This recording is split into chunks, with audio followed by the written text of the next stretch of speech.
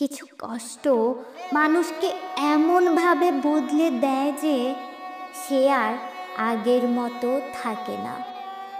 হৃদয়ের সব নরম কোণ ধীরে ধীরে কঠিন হয়ে যায়।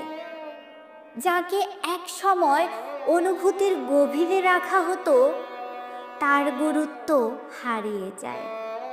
অপেক্ষা, অভিমান সব কিছুই একসময় অর্থহীন মনে হয়। একদিন মানুষ শিখে যায় বাঁচতে হলে নিজেকে শক্ত করে নিতে হয়। অনুভূতির আঘাতে পাথর হয়ে যাওয়া হৃদয় আর কখনো মাটি হয়ে নরম হয় না।